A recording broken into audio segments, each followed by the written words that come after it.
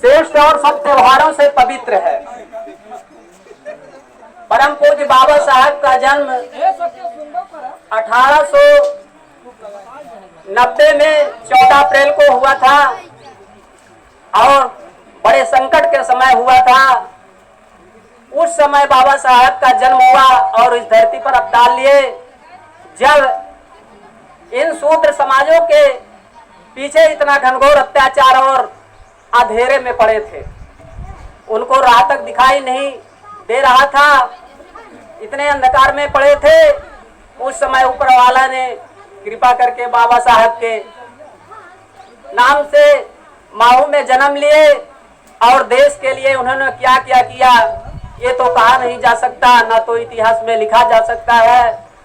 परम पूज्य बाबा साहब अपने लिए नहीं संसार के लिए किए हैं और जो चीज दे करके गए हैं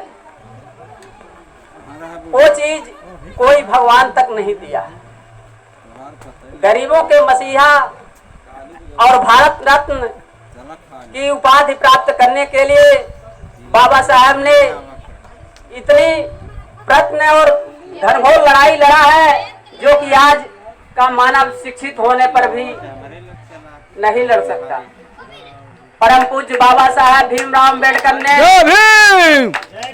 आशा थी, परम पूज्य बाबा साहब की मंशा थी, उनकी जब जागृता हुई, जागरूक हुए और उन्होंने लड़ाई लड़ी तो उनकी मंशा थी कि जिस समय ये हमारे शूद्र समाज शिक्षा ग्रहण कर लेगा, उन्होंने 3 मंत्र दिए थे, शिक्षित बनो, संगठित हो, संघर्ष करो। जब शिक्षा प्राप्त करोगे तो आपकी बुद्धि खुलेगी, आप समझेंगे, अपने इतिहास को समझेंगे और संगठित हो जाओगे तो संघर्ष करने की ताकत होगी। लेकिन वो दिन संभव नहीं है। परम पूज्य बाबा साहब भीमराव अम्बेडकर ने अकेले इस भारत के कोने कोने में संघर्ष करके और दीपक जलाया और रोशनी प्रदान किया, लेकिन आज शिक्षा होने के बाद भी यह संभव नहीं हो रहा है। बाबा साहब भीमराव अम्बेडकर का नाम लेने में लोग डरते हैं।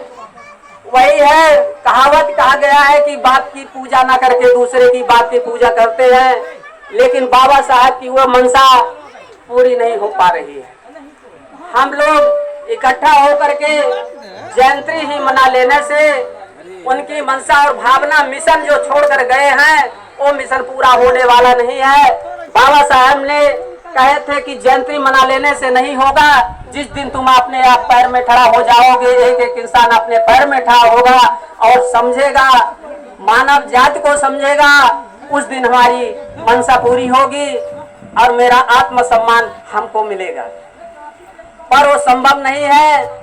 हमें तो ये दिखाई दे रहा है कि आज शिक्षा का प्रसार होने के बाद भी लोग अशिक्षा की ओर जा रहे हैं। इसलिए आप लोगों को ये सोचना होगा और समझिए कि ये मानव जाति के लिए किस चीज की जरूरत है। मानव सम्मान की लड़ाई बाबा साहब ने पहले लड़ी थी। जब बाबा साहब भीमराव अम्बेडकर ने मदहा तालाब का उन्होंने खुलासा किया था तो कितने संकटें आई थी। आप लोगों ने इतिहास को देखिए और समझिए तो समझ में आएगा कि किन कठिनाइयों से बाबा साहब ने इस दलित समाज को आगे करने के लिए और हक देने के लिए कितना संघर्ष किए। रात दिन इकट्ठा करके उन्होंने 2 वर्ष 11 महीना 18 दिन में एक कानून बना कर दिए, जिसके आधार पर शासन प्रशासन चल रहा है, भारत चल रहा है। कोई ना तो गीता पर है, ना भागवत पर है, ना रामायण पर चल सकता है। सिर्फ भारत चलेगा तो बाबा साहब के संविधान पर चल रहा है। ये देखने को मिल रहा है कि अपने आप को हम दोष दूसरे को देते हैं, वो दोषी नहीं है। वो तो सदियों से कुचलते आ रहे हैं और कुचलने की कोशिश भी कर रहे हैं, दबाने की कोशिश भी कर रहे हैं। लेकिन एक एक आदमी अपने आप को ये झांक ले कि हम एक बाबा साहब के भक्ति हैं तो हम बाबा साहब के मार्गदर्शन पर चलेंगे, संत रविदास के दर्शन पर चलेंगे। एक कड़िया आती रही कि हमारे महान पुरुष यहाँ पर पैदा होते रहे। संत रविदास ने इस पवित्र धरती पर संत रूप में पैदा होकर के मार्गदर्शन दिए, आगे बढ़ने की देश दिए। इसके बाद बाबा साहब भीमराव अंबेडकर का जन्म हुआ। मानवर कांसी राम जी इस धरती पर आए और वो भी इन गरीबों के लिए संघर्ष काफी किए और उन्होंने मिशन जला करके अधूरा छोड़ करके इस दुनिया से चले गए। लेकिन उनकी मनसा जब भी पूरी होगी जब एक एक इंसान अपने आप को झांक लेगा, समझ लेगा कि किन परिस्थिति में चले जाते हैं। कोई कार्यक्रम होता है तो उसमें तो भीड़ लग जाती है, लेकिन जो अपना मेन भगवान का रूप है, भगवान जो कुछ सब कुछ दिए हैं, उनकी यदि कहीं कार्यक्रम होता है तो लोग डरते हैं आने के लिए। जिन्होंने सब कुछ दिया है और जिनके कानून के आधार पर आज हम सब एक साथ जा रहे हैं और हिम्मत रखते हैं कि मैं कानून के बल पर अपनी लड़ाई लड़ूंगा। महिलाओं के लिए बाबा साहब ने कितनी कानून व्यवस्था अच्छी रखी है, जबकि यहाँ पर नारी सती प्रथा का वादियों ने विचारधारा करके नारी प्रथा सती चलाए थे और नारियों को पुरुष का स्वर्गवास हो जाने के बाद नारियों को जिंदा जबरदस्ती जला दिया जाता था। लेकिन बाबा साहब ने इस प्रथा को कानून बनाए और लड़ाई लड़े। इतना ही नहीं, नारियों को शिक्षा से वंचित किया गया था, लेकिन ज्योतिबा फुले साहब आपने नारी को उन्होंने घर में शिक्षा देकर के और पहला मैडम बनाया था। ज्योतिबा फुले साहब शिक्षा के जनक कहे जाते हैं, जिन्होंने बाबा साहब को शिक्षा देने का काफी प्रयत्न किए थे। और धन्य हो उन महाराज मड़ौदा के गायकवाड़ा जी, जिन्होंने ऐसे महान पुरुष की भावनाओं को समझकर उन्हें बाबा साहब को आगे बढ़ाने के लिए, पढ़ाने के लिए काफी प्रयत्न किए और उनको ऊंचाई स्तर पर ले गए। लेकिन उनका संघर्ष था, उन्होंने अपने संघर्ष के बलबूते पर इस भारत देश का कानून बनाया।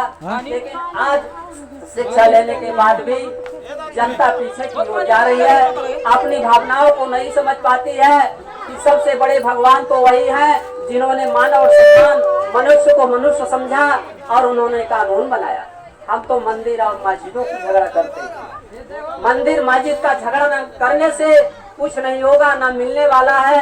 जो मिलेगा तो अपने कानून की लड़ाई लड़ने से मिलेगा। जो भी मिल सकता है तो संविधान को पढ़ने से होगा, संविधान को देखने से होगा कि बाबा साहब कितना संघर्ष किए और देश के लिए कितना किए। जय भीम, जय भीम। आप लोगों ने ये लड़ाई जब बाबा साहब ने भारत में लड़ी है, मदहा तालाब में पानी पीने के लिए तक नहीं मिलता था, नालियों का पानी पीते। शूद्रों को छूने का अधिकार नहीं था। बाबा साहब ने जब मदहा तालाब को आजाद करवाया था तो उनमें कितना संघर्ष हुआ था, उसको इतिहास में देखा जाए और देखेंगे तब समझ में आएगा। धन्यवाद। जय भीम, जय भारत, जय भीम, जय भीम। बाबा साहब अमर रहे, बाबा साहब अमर रहो, बाबा साहब अमर रहे, अमर रहे, अमर रहे। भगवान बुद्ध की करुणा हो, करुणा हो, करुणा हो। जय जय जय जय जय भीम, जय भीम, जय भीम, जय जय जय जय जय भीम, जय भीम, जय भीम।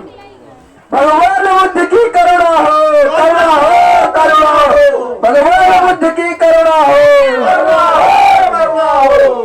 बाबा साहब अमर रहे, अमर रहे, अमर रहे। बाबा साहब अमर रहे, अमर रहे, अमर रहे।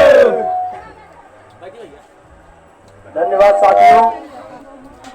जैसा कि दशमा जी ने बिट्टी पानी दे बाबा साहब की जीवनी के बारे में बताया है, पानी इन सब बातों पर अमल करना चाहिए। सब बच्चों को शिक्षा देनी चाहिए।